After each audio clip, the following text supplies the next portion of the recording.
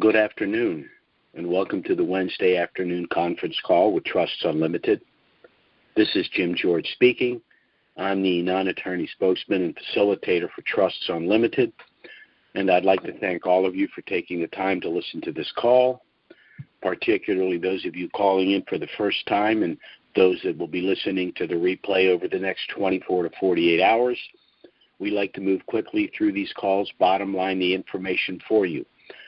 Our standard procedure is to spend a few minutes talking about the situation in Iraq, as we believe the Iraqi dinar to be the base currency for the potential reset of some of these other currencies. A few minutes talking about the program we've put in place to assist you, and then we go to a brief Q&A. We're going to have a shorter call today. We won't be discussing the program we've put in place or go to a Q&A. Last week we were unable to do so because, unfortunately, our lead attorney's wife had died on Monday, Memorial Day, unexpectedly, and that's been a real gut punch to the whole firm.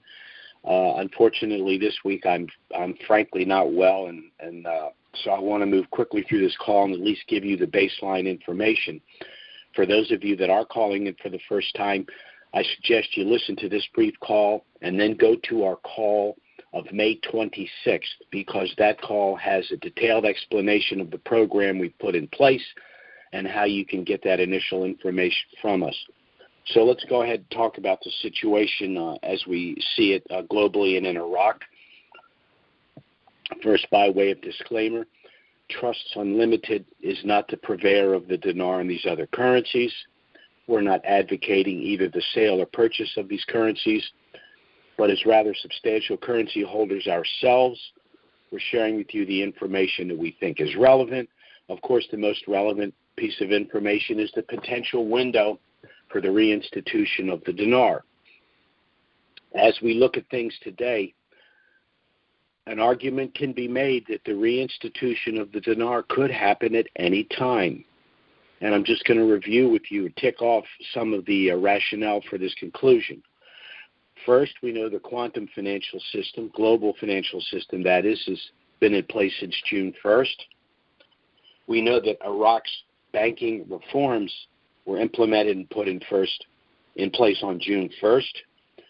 We also know that they're in the final phase of the project to delete the zeros, going back 6 months to December of 2020. They artificially devalued the provisional 3-0 currency. And I like to say it's not so much the deletion of the zeros as it is the collection of the zeros, and that's proceeded. We also know that the 8 regional banks in Iraq are all in possession of the lower dinars and coinage, ready for release at any time.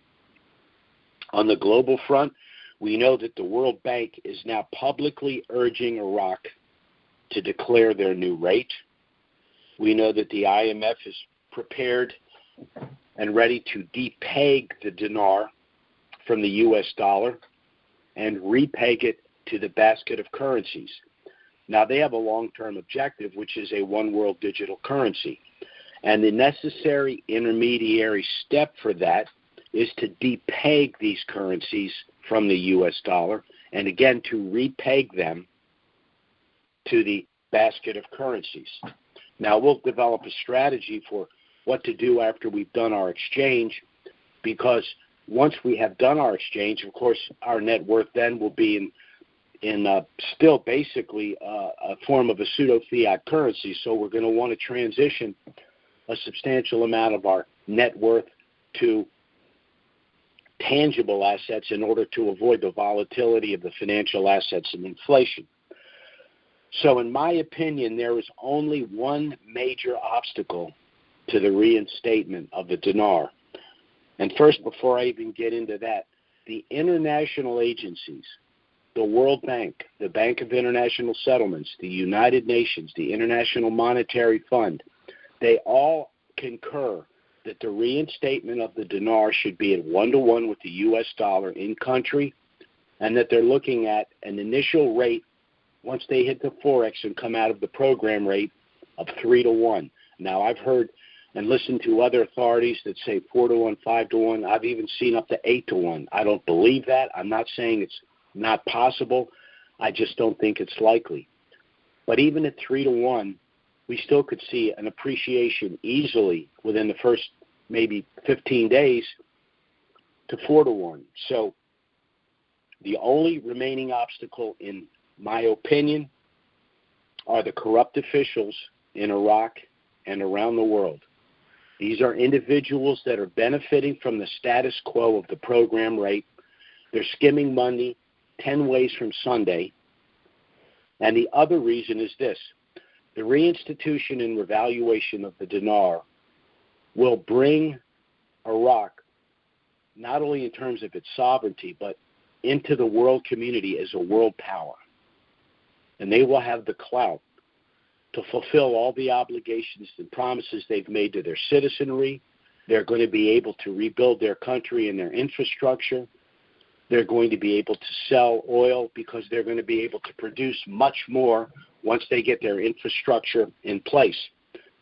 This means that when the elections come around in August, the Iraqi citizens are going to remember which politicians were corrupt and which politicians have been dragging their feet for years.